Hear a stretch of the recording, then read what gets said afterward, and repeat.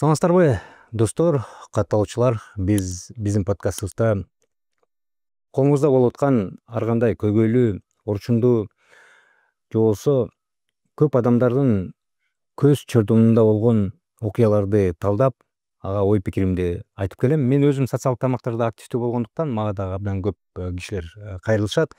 Көп адамдар комментарий жазганын көрүп калам. Бул суроолорду калп эле өзүнө өзү жаза берет экен деп. Эми мен чынында эле аларга эчтеке деп айта албайм, себеп дегенде жолугуп отуруп кала турган болсок же көрүшүп кала турган болсок, албетте ошол суроолордун баарын көрсөтөт элем да, жайнап түшүп аткан суроолордун баарын. Мен алардын баарын жазып отурганга менин убактым жок. Бирок бул саам биз айталы, талкуулайлы деген нерсе бул жанагы кинофестивалдан башталган. Ал жерде коомубузда азыркы учурда эми белгилүү болуп калган, биздин коомго көрүнүктүү болуп калган, ага ар бирибиздин салымыбызды да коштук. Бул Жанара Өмүралиева деген блогер кыздын, жана Жанара Сексихатовна деп социалдык тармактарда өзүн атап жүрөт. Бирок өз аты Жанара Өмүралиева деген блогер кызыбыз кинофестивалда ачык кийим менен басып өтүп, ошондон ары талкуу болуп, андан кийин ал катуу талкуу болду. Коомубузда чынында эле 2-3 жаатка бөлүндү. Эки жаат эмес, 2-3 жаатка бөлүнүп, ошол экен аябай катуу талкуу болду. Анан дагы мунун уландысы болду, себеп дегенде Жанара бул социалдык тармактарда активдүү болгондуктан анын мурдакы видеолорун дагы алып чыгып, балким ошону талдадыбы, айрым адамдар дагы кесип өтө орчундуу, ал эми өзүнүн алып жүргөнү дагы мындай сөгүнүп, ачык алып барып, ачык сүрөттөрүн чыгарып, ошондой образ менен жүргөн кыз. Анан ошол экенин видеолорун дагы мынтип кескилеп социалдык тармактарга дагы ар кайсы жактан чыгара башташты. Себеп дегенде ошондо жана биз хейт деп коебуз, жаман көрүү деп коет. Жаман көрүү ошо кинофестивалда ачык кийим чыкканы үчүн жаман көргөндөр дагы абдан көп болду, колдогондор да абдан көп болду. Эки жаат болуп чабышты. Менимче коомубузда активдүү өзүнүн ой пикирин билдирген адамдардын бирөөсү да калган жок окшойт. Баары өзүнүн ой пикирин билдирди, анан баарын карап талдап келет. Ким кандай сүйлөп, кандай ой пикир калтырып жатат. Мен ошол экенин карап келеттим. Анан чынында эле мына карама каршы ой пикирлер абдан көп. Карама каршы ой пикирлер. Бирөөлөр шерменде, сойку, жалап десе, бирөөлөр бул эркиндиктин белгиси, биз эркин коом болгондон кийин эмнеге ошол жерде чыкпаш керек деп, ушинтип ушунун нугунда болуп келди. Ал эми акыркы учурларда мындай байкап келе турган болсок, сыртыбызда балким көп нерсе көрүнбөгөнү менен баарыбыз телефонду эле кармап калдык да. Телефондо жашоо чынында эле башка. Ал жерде коомубузда болгон активдүү нерсенин баары аябай кызуу талкууланат. Элибиздин баары ага катышат. Комментарий аркылуу, ой пикир аркылуу, пост аркылуу, өзүнүн жазуулары аркылуу. Анан элдин баары ошол жерде эле талкуу болуп, дискуссия болуп жүрүп калды. Себеп дегенде Кыргызстанда социалдык тармактар, интернет айдыңы бул чоң медиа аянтча болуп калды. Ошол жерде баарыбыз жуурулуп сүйлөшүп калдык. Эмнеге мындай коомчулукта ушундай нерселер пайда болуп, азыр абдан көп кызуу болуп атат? Себеп дегенде бир учурда коомчулук ушундай медиа аянтчага мүмкүнчүлүгү жок эле. Интернет жок эле, же болбосо интернет мындай мүмкүнчүлүктөрү жок эле, башка нерсе бар эле, телевидение, радио деген бар эле, бирок ал жерге илгелип ошол телевидениедагы каалаган журналисттер же болбосо телевидение жетекчилери каалаган адамдарды чакырып келип, анан ошону чыгарышчу да. Ошондуктан ал жерде тандоо бар болчу. Азыр тандоо жок да. Баарыбыз эле кирип, каалаган адамыбыз баарыбыз эле чексиз эле кирип, ой пикирибизди билдирип калдык. Ошондуктан ушундай ызы чуу болуп жатат. Ошондуктан достор, мен мындай 3 багыттагы биздин коомубуздун бөлүгүнө кайрылуу сыяктуу кылып айтып кетейин дедим, жана өзүмдүн ой пикирим менен бөлүшүп кетейин дедим. Адаттагычак эле. Биринчи кезекте мен Жанара Өмүралиеваны колдогон адамдарга кайрылып кетмекчимин. Алар эми көбүнчө бул либералдар. Мен дагы либералмын деп келем. Либерал деген бул демократиянын баалуулуктарын колдогон, ачык коомдун баалуулуктарын колдогон, сөз эркиндигин колдогон адамдарды, ошол эки либералдык баалуулуктарды колдогон адамдарды болуп коет. Мен да ошого кирем, сиздер аны жакшы билесиздер. Ошондуктан мен ошол экилерге кайрылам. Уважаемые друзья, вот те, которые сейчас поддерживают Сексихатовну, поддерживает Джанару, возмущается, требует, чтобы ее отпустили, что это свобода выражения ее образа, это почти это то же самое, что и свобода слова, что никакого запрета такого нету, в чем хочет, пусть ходит, и в том числе, что кинофестиваль — это как раз то место, где можно такое платье одевать и так далее, и так далее. А потом в части мата, которые вырезали, которая в конечном итоге послужила основанием для того, чтобы... Я так понял, вот тонкости дела я не знаю, но слушая вот этого адвоката, который вот в этих процессах участвовал, я так думаю, что у него есть определенная информация относительно этой ситуации, который прокомментировал, его тоже послушал. Конечно, в какой-то части он несет ахинею, по моему мнению, но в общем, ссылаясь на все это, я так понял, что там был речь, ее задержали на 3 суток из-за мата и из-за добавления вот в конце этого мата слова «Аллах Акбар», что возбудило людей не только традиционной, людей традиционной ориентации, которые придерживаются традиций, обычаев, ну, больше склонны к таким консервативным направлениям нашего общества, а также людей религиозных. Да, я понимаю, что там она взята из старого видео, что раньше не обращали внимания на эти вещи очень многие, потому что на Джанару были подписаны те люди, которые, в принципе, они либо мыслили вот в том же направлении, либо поддерживали ее некоторые смелые высказывания. Да, она смелые высказывания говорила. Она говорила, выступала часто на очень острые темы, которые в нашей стране есть. Она и очень хорошо, артистично показывала, повторяя те же проблемы, которые в налоговых органах, в других государственных структурах, в сфере обслуживания и так далее, и так далее. У нее это действительно очень хорошо получалось, но между этим все равно ее образ, такой образ открытости, открытой фотографии, вот это было вроде что-то такого где-то граничащее с протестом, где-то граничащее тем, что и такое мнение есть, и так далее. И в этом смысле вот этот образ я тоже как-то поддерживал, я тоже как-то комментировал, часто лайки ставил и так далее. Но теперь относительно того, что вы возмущаетесь и требуете сейчас у власти, у правоохранительных органов, чтобы ее отпустили, и говорите, что это несправедливо, и что, к сожалению, мат допускается часто очень в средствах массовой информации, это распространяется у высших должностных лиц, они часто допускают мат. Естественно, это не очень хорошо. И вообще, я думаю, что руководство страны этим вопросом должно заниматься, но к руководству страны у меня тоже будет отдельное обращение. Но у Янара немножко другая ситуация. Она повлекла за собой определенную волну. Но вот это ее одеяние, да, в целом она вышла в открытом, вот это через этот подиум, что триггернуло очень многих. И это было понятно, что она триггернет, потому что у нас большая часть общества, она выросла еще с советских времен, она выросла с рамочных времен. В нашем обществе говорят, это салтугум. Люди, которые выросли вот на обычаях, на илимнедейт, на... И плюс к этому добавилось очень много людей, которые сейчас вдарились в религию. Они в религии, они этот образ принимают, и их становится очень-очень много, вы это прекрасно знаете. И, ребята, мои друзья, активные блогеры, вы подумайте о другом. Я посмотрел все ваши выступления, я видел подкасты, где вот выступала Мириша, основатель Мубарака и так далее. Я это все посмотрел. Я посмотрел позицию по поводу этого доктора Мунолова, который тоже свою позицию высказал в интернете.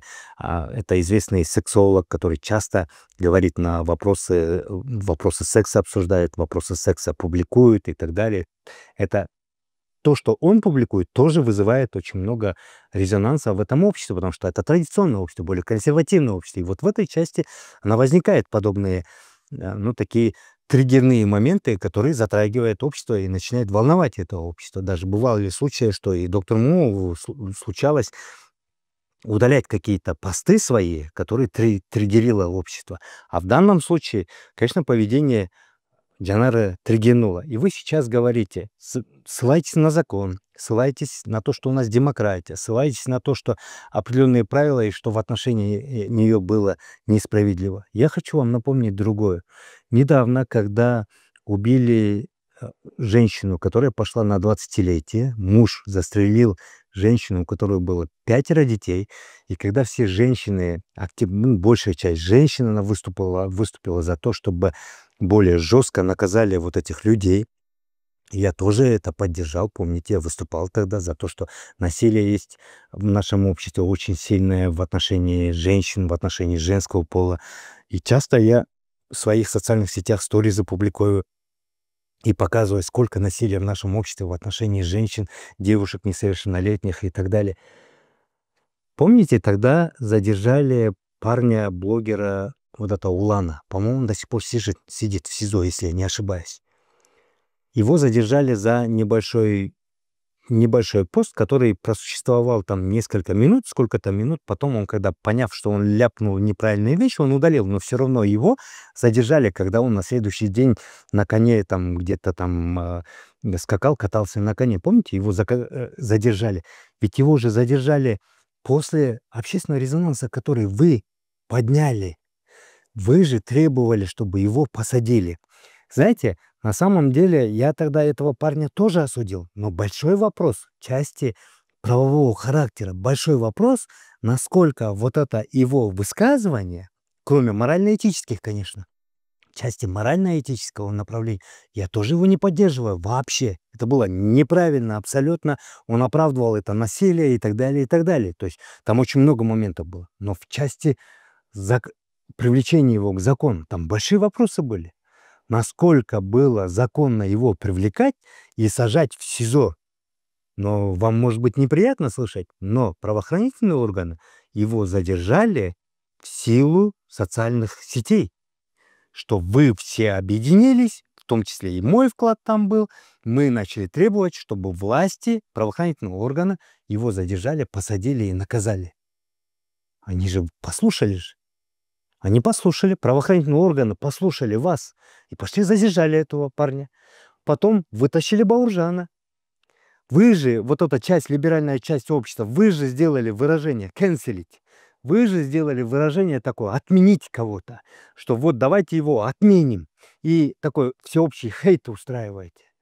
Там же тоже по некоторым моментам и в отношении меня такой хейт вы устраиваете, говорите, давайте Карапекова прокенселим, потому что он неугодные вот вашей части общества вещи говорит. Вы же это говорите, и вас власть услышала и в случае Улана, и в случае этого Бауржана. Бауржана что же посадили же? Хотя он просил прощения потом, да, что он ляпнул такой неправильные вещи и так далее, и так далее. Но вы же просили, и его посадили. И в части Бауржана тоже у меня, как, допустим, если смотреть с точки зрения закона, есть определенные вопросы, насколько правоохранительные органы действовали в рамках действующего закона правомерно и прям его задержали законно. У меня большие вопросы. Но из-за того, что вы апеллировали к властям, из-за того, что вы обращались к правоохранительным органам и требовали наказать, независимо от того, что у него есть там действия, которые нарушают законы или нет, правоохранительные органы пошли на это, возбудили уголовное дело, какую-то статью притянули. Я считаю, что за уши притянули, но так как общество требует, так как в большинстве своем вот эта либеральная часть нашего общества требует, правоохранительные органы пошли и посадили его. А теперь, ребята, Джанару Сексихатовну, уже вот вы защищаете ее, а ведь другая часть же тоже есть, они тоже живут в нашем обществе. Они тоже начали точно так же, как и вы, требовать, чтобы ее посадили и наказали. Хотя теперь уже вы говорите, а за что? Там и вы начинаете говорить про законы, про право, про то, что у нас расписано, что она ничего законодательно не нарушила, что это ее образ, что это вопросы принципа свободы, это вот, допустим, возможно, это там где-то там морально-этические какие-то моменты, может быть, но там ничего она такого не сделала, это просто свобода слова. Вы так ее защищаете, но другая эта часть точно так же, как вы Улана, Бауржана, кэнселили, другая часть, они просто не употребляют слово кэнселить, потому что кэнселить это слово, которое характерно вот этой продвинутой части молодежи, которая активно пользуется социальными сетями. Для вас это характерно, но другая часть, а их больше, а их больше. Это та часть, которая придерживается традиционных устоев, это та часть, которая вот очень придерживается религиозных принципов. Они тоже начали требовать привлечь Джанару к ответственности, потому что это задело их чувства. Это задело их чувства, ведь основные, кто вышел против Джанара, это были те люди, которые придерживаются традиционных устоев, говорят, ай, уят или не дейт. Они начали говорить, это уят, что это биздин коомдо мындай нерсе, өн нерсе, что это вообще не соответствует нашим принципам, нашему менталитету, нашим ценностям воспитания и так далее. И второе, были возмущены религиозные люди, которые глубоко веруют, и они начали требовать наказать ее за такой вид в обществе открытый. И плюс к этому добавилось, что добавили слово Божие на тираду своего мата. Вот и все. И власть, правоохранительные органы услышала теперь точно так же, как и услышала эту часть общества. Они услышали и другую часть общества, и пошли, и притащили. Как юрист, опять же, у меня тоже, как юрист и адвокат, большие вопросы относительно законности ее привлечения к ответственности в рамках закона. Но ведь государство услышало вас, власть, правоохранительные органы услышала вас, то есть другую часть. И в том случае она услышала, и в этом случае услышала. Мы, когда требуем кого-то наказать, мы же не задумываемся, насколько это законно и так далее. Мы в первую очередь исходим из морально-этических соображений. Мы говорим, что он просто какие-то отвратительные вещи совершает, давайте его посадим. Но раз вы требуете, чтобы все было законно, а почему тогда вы не смотрите в части от того же Улана, в части того же Бауржана, насколько это было законно, их посадка? На них, кстати, уголовное дело возбудили. А на Саксихатовну, я так понимаю, что применили, ее посадили в связи с административными санкциями, с административным правонарушением, то есть легкие правонарушения. Но ту часть услышали, чтобы успокоить ту часть, которая требовала, она требовала. Вы просто не подписаны на них. Вы их не слушаете. Они в основной своей массе говорят на кыргызском. В основной своей массе они обсуждают вот эти вещи на кыргызскоязычном сегменте и так далее, и так далее. Вы их зачастую не видите. Поэтому, ребята, я хочу сказать такое, что у нас так сложилось общество. И сегодня это реальность такая. И, соответственно, прежде чем какие-то вещи делать, надо учитывать, если ты не хочешь, чтобы тебя посадили, и при этом закон, я писал, что здесь не закон главное, а при этом вот вопрос закона там, а вот морально-этические вот эти моменты, так вас могут закенселить и с той, и с этой стороны. И поэтому, если вы хотите что-то делать, что-то писать, то нужно, прежде чем что-то делать, что-то писать, и вот я сейчас выступаю, надо думать, о чем говорить и как говорить. Насколько это заденет и будет триггером общества.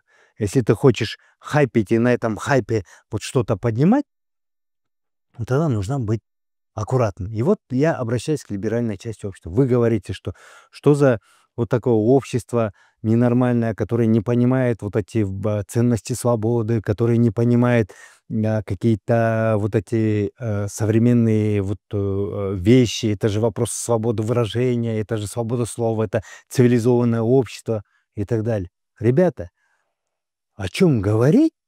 О чем говорить, если, допустим, депутат парламента, вот Алиев, которого я обозвал популистом,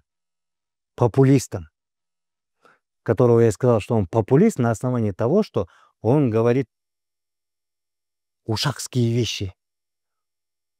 Депутат парламента, который многим кажется, что он такой авторитарный, умный, образованный, прям, да, ну, потому что у нас, к сожалению, малая часть депутатов такая, вот которая себя вот так позиционируется, из-за того, что его обвинили, не то что обвинили, его сказали, что он популист, он там целый день тирадами поливал самыми низкопробными словами в социальных сетях, которое потом цитировалось в новостном блоке, его угрозы о том, чтобы меня посадить. Он меня обзывал и вором, и мошенником, и кем, и так далее, и так далее. Понимаете? То есть человека ты покритиковал, сказал популист, а он вот такими низкопробными вещами обвиняет. Если наш депутат, которого многие считают, он интеллигентный, он крутой, он умный, если он вник вот из-за вот такой, это критика, допустим, вам понятно, популист слово это критика, если из-за такого слова он начинает опускаться вот до туда и мстить в буквальном смысле слова. Если это начинает делать один из видных депутатов, вы что хотите от остальных-то? Вы представляете, в каком мы обществе? Вот в таком мы обществе. Поэтому там, ну, нужно думать, наверное, прежде чем что-то делать, то есть рисковать. Джанара рисковала. Джанара ходила на краю. Джанара заходила за определенные красные линии триггерства этого общества. Она рисковала, и в конечном итоге, ну, не пронесло в какой-то момент. Не пронесло. Она сейчас ну, вот за это и отвечает. Теперь эми мен жанагы дин чөйрөсүндөгү салттуу коомду, кыргызчылыкты, кыргыздын баалуулуктарын карманган адамдарга мен кайрылып кетет элем да. Урматтуу достор, чынында эле мен түшүнүп эле турам. Жанаранын бул өзүнүн образы, чынында эле Жанаранын бул ушундай тармакта көптөн бери бул өзүнүн социалдык барактарында алып келатат. Ар бир адамдын өзүнүн образы бар. Ар кандай алып барат. Мен деле жанагы Ёлкинки деп айткандай эле ар бир адам өзгөчө алып барат. Силер билесиздер да, Нурлан Мотуев бар, Гүлзат Мамытбек бар. Булар баягы бир тарапка кошуп койгонулары менен ар биринин өзүнүн образы бар. Өзүнүн образы бар. Нурлан Мотуев менен деле сүйлөшө келсеңиздер, мындай сүйлөшкөндө башкача адам. Гүлзат Мамытбектин өзүнүн образы бар, башкалардын өзүнүн образдары бар социалдык тармактарда. Анан мисалы эми Жанара бул кинофестивалга жанагынтип чыгып көбүрөөк коомго көрүнүп калды. Бул мурда эле ошентип сүйлөчү, сөгүнүп, жанагы сөгүнүп, ошол сөгүнүү үчүн кармалгандары бул эски сөгүнгөндөр. Анан мындай да негизи эки нерсе мен мындай айтып кетет элем да. Бизде коомубузда ар кандай адамдар бар да. Ар кандай адамдар бар. Анан мисалы бирөө чүмкөнүп алып паранжа менен жүрөт. Бирөө кыргыз калпак кийип алып кыргыз кийимдери менен жүрөт. Бирөө Жанарадай болуп ачык кийинип жүрөт. Бизде коомубузда ар ким өзүнүн ой пикирин, өзүнүн образын тандоого укуктуу туугандар. Биз ошондой коомдо жашаганга аракет кылышыбыз керек. Себеп дегенде баарын эле мисалы биз чүмкөнүп жамынгандар, паранжа кийгендер баарыңар ошентип чүмкөнүп жамынгыла десе туура эмес да, туурабы? Беркилер мисалы айтат да, эмнеге биз ошентип, сен эмнеге таңуулап атасың деп айтат да. А бирок мисалы кыргыз калпагын кийип, мен сен кыргыз калпагын кий, кыргыз шымын кий, кыргыз күрмөнү кий, жана оймо чийилмелер менен кий десе беркилер да айтат да, эмнеге биз баарыбызды кийебиз деп. Ошол сыяктуу эле тигилер дагы ачык кийет, европалык заманбап бир кийимдерди тандайт. Эми эгерде биз ачык, эркин коомду кааласак, биз сүйлөйбүз да. Эркин коом көп нерсеге мындай таркап, көп багыттарды, көп тармактарды кармашы керек. Бул кадимкиден нерсе, биз ага сабырдуулук менен мамиле кылышыбыз керек. Албетте анча мынча чектен чыгып кеткен жерлери бар. А бирок Жанара эми баары бир биздин кызыбыз да. Чектен чыгып кеткен жерди биз көрсөтөлүк. Айталык. Эленайын, могу туура эмес. Бул мындай эмес деп. Бирок аны мына бара кылдаттык менен кылалык. Мына кинофестивалга жанагынтип кийинип келдиби? Чынында эле айрым кинофестивалдарда дресс-код киргизилген. Себеп дегенде Европада да деле, башка жакта деле, чыгыш Азияда деле биз көп учурда бул батыш, Европа, Америка деп беребиз го. Чыгыш Азияда деле, Таиландда, башка жакка сиздер эс алган барып жүрөсүздөр да. Ал жерде деле ачык кийингендер бар, салттуу кийингендер бар, дин багытында кийинип жүргөндөр бар. Анан ошентип биз мисалы мындай сабырдуулук менен кабыл албасакчы, баарын эле камаш керек, баарын эле киргизип салыш керек, баары ушундай болуш керек, баарында бирдей болуш керек деген ал туура эмес.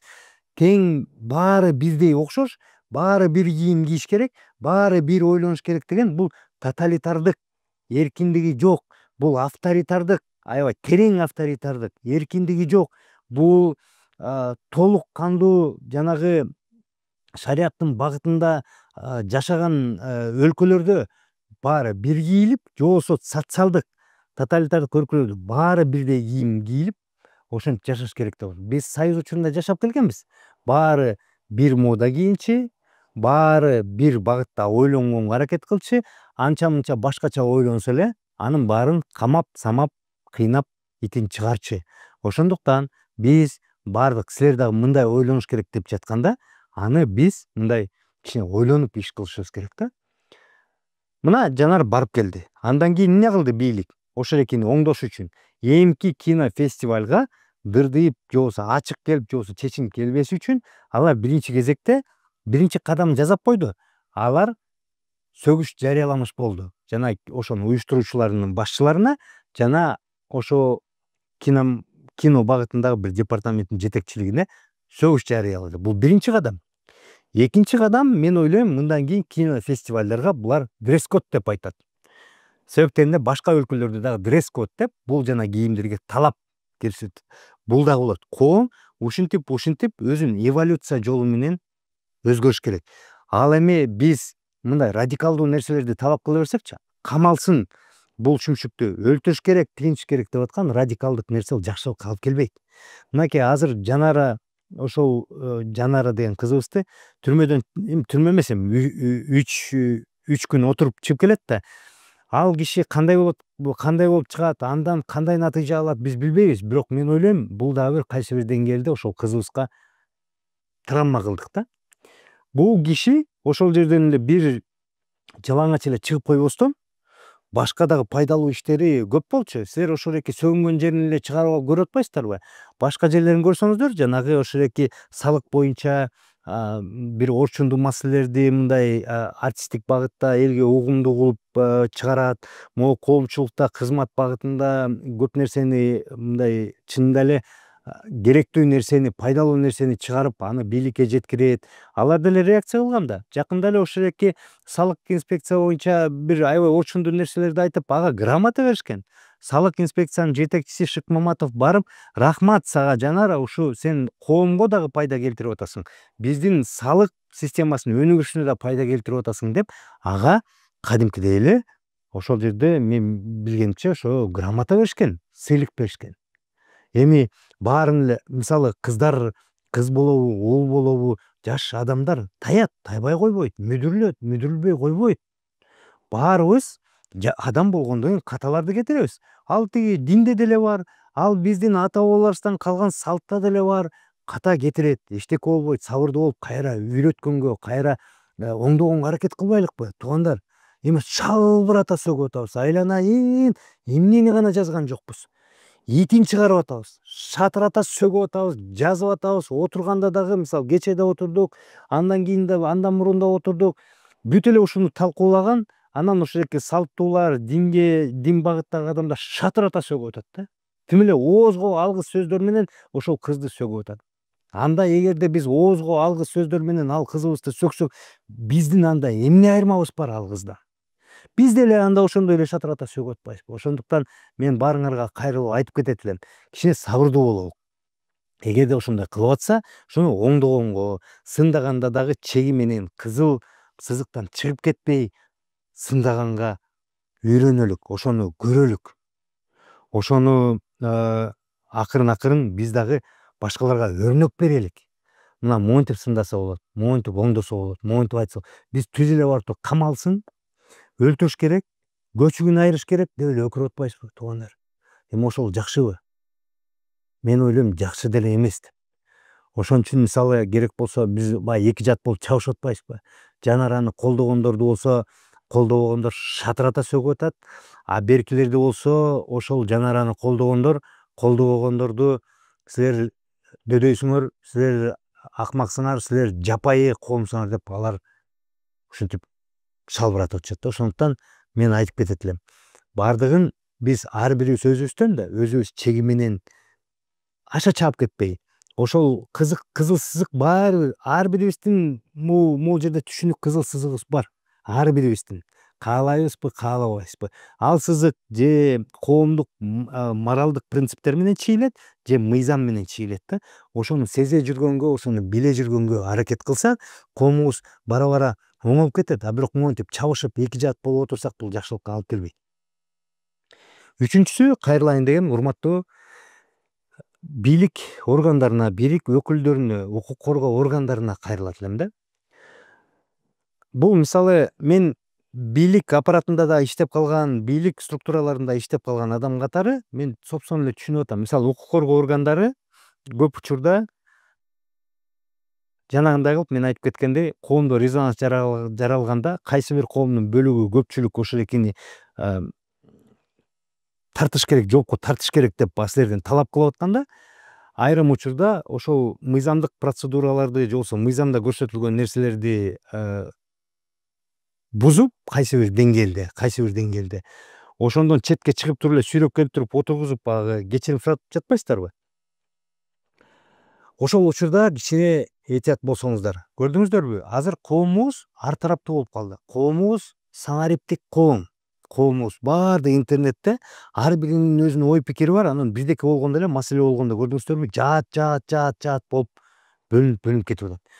Бул жөн эле социалдык тармактардагы, интернет тармагындагы мындай бөлүнүп жарылып талкуу эле бойдон калбай, бул ошол интернет аймагынан дагы сыртка чыгып кетиши ыктымал. Достор, мен жана Dream Journey компаниясы кезектеги кызыктуу тур жарыялайбыз. Бул саам биздин тур Фудзиямага, Жапонияга болмокчу. 24 августтан 4 сентябрга чейин Жапониянын 6 шаарына, Киото, Осака, Токио жана башка шаарларына, эң кызыктуу жерлерге, эски Жапония, заманбап Жапония, кызыктуу Жапония, салт санаалары, алардын тарыхы дегиле, азыркы жапондор ким, алар эмне жешет, эмне менен жашашат, кантип жашашат, ошонун баарын толук барып көрүп чыкмакчыбыз.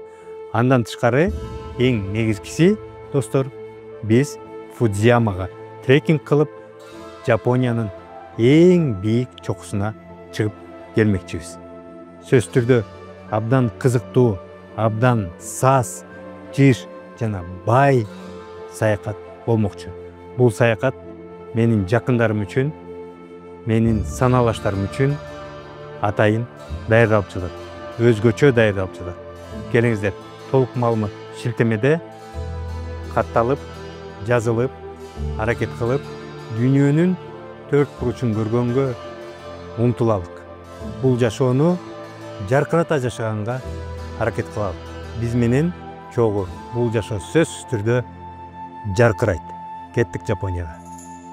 Мен бийликке жана укук коргоо органдарына, бийликтеги адамдарына жана ушул багытта чечим кабыл алган адамдарга кайрылмакчымын. Урматтуу бийликтегилер, мамлекеттик кызматтагылар, укук коргоо органдагы кызматтагылар. Сиздер тигил же бул коомдун талабын көрүп, коомчулукта резонанс жараткан нерселерди байкап, жанагындай талаптарга өзүңөрдүн жообуңарды берип, аларды угуп, тигил же бул адамды кармап, кайсы бир деңгээлде тарбия иштерин, кайсы бир деңгээлде профилактика иштерин жүргүзүп жатканыңыздар абдан жакшы. Бирок мен айтайын деп кеткеним бир нерсе. Туугандар, азыр биздин коомчулугубуз санариптик коомдо жашап жатат. Бардыгынын колунда телефондору бар, бардыгы жалпы аянтчаны карап отурушат. Биздин коомубуздун бөлүнгөндөрү 1-2-3 багытка эле бөлүнгөн жок.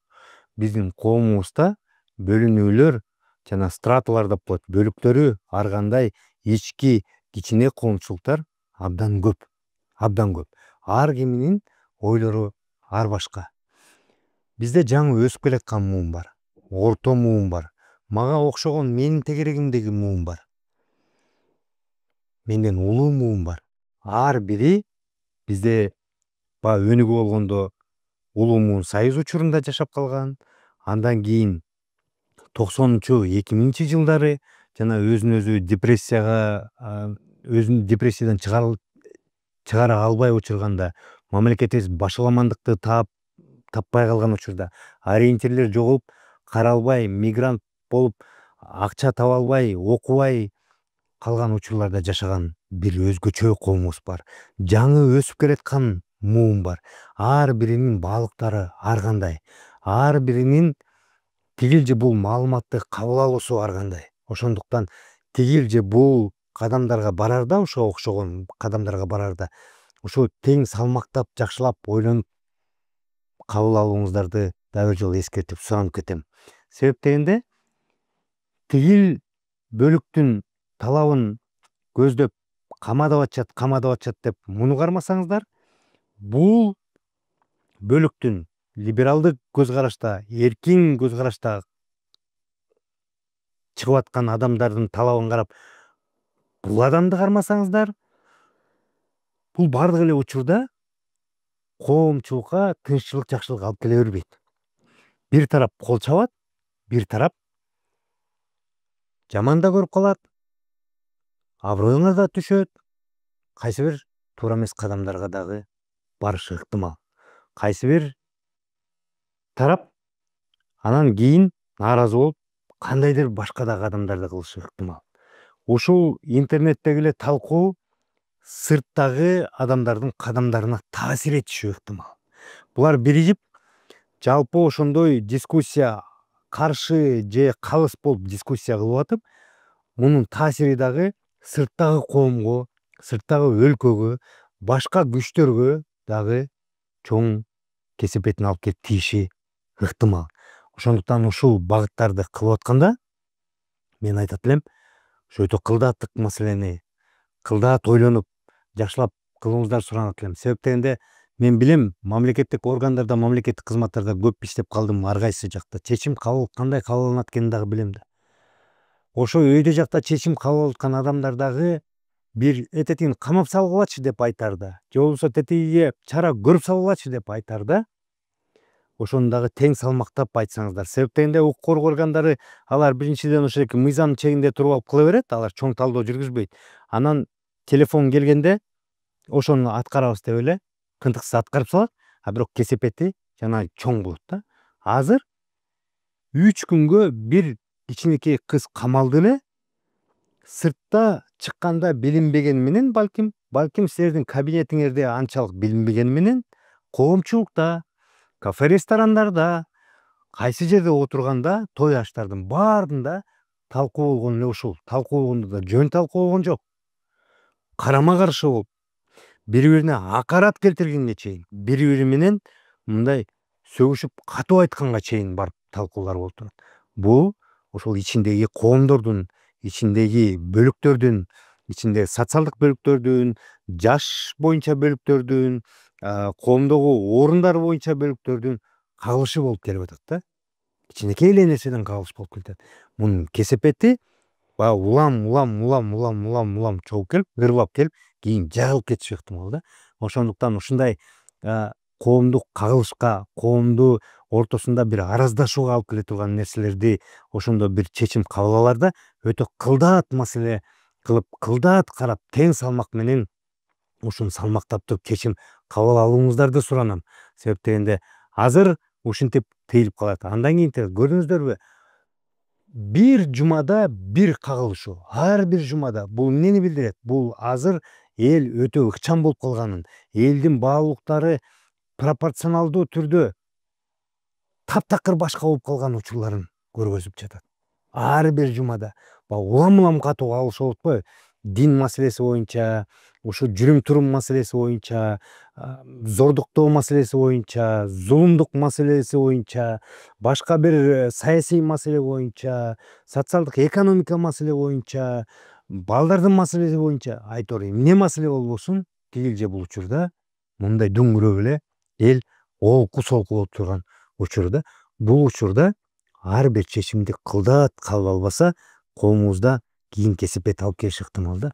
Ошондуктан мен суранам, айрым учурларда аша чаап кетпей, айрым учурда көз жаздымда калтырбай, ушу кылдаат чечим кабыл алсаңыздар баарыңыздар, укук коргоо органдары, бийликтеги органдар ушуну карап шашпай, шашылыш кабыл албайбы, эмоция менен чечим кабыл албайбы, ушу сиздер дагы өрнөк көрсөтсөңүздөр, сиздер дагы токтоо, сабырдуулук менен чечим кабыл алат деген үмүттөмүн. Эми эмне деп айтабыз бул тема боюнча? Достор, туугандар, бул тема боюнча ушу менен эми жанара ийгиликтүү, аман эсен чыгышына мен тилектешмин. Чыккандан кийин эми ал кишиге дагы сабак болсо керек, сынбастан, бирок ошол эле учурда жакшы сабак алып, баягы кызыл сызыкты өзүнө аныктап алып, айрым учурда баягы башкалардын дагы оюн, башкалардын дагы жүзүн көрүп, башкалардын дагы позициясын сыйлап, урматтап бир иш кылат деген үмүттөмүн.